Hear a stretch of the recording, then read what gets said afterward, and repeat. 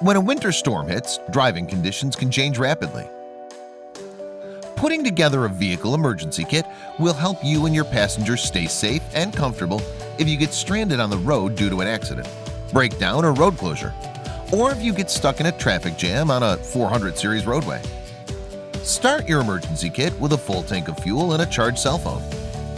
Be sure to include basic automotive tools such as booster cables, windshield washer fluid, an ice scraper and brush, a warning light or road flares, and a tow chain or rope.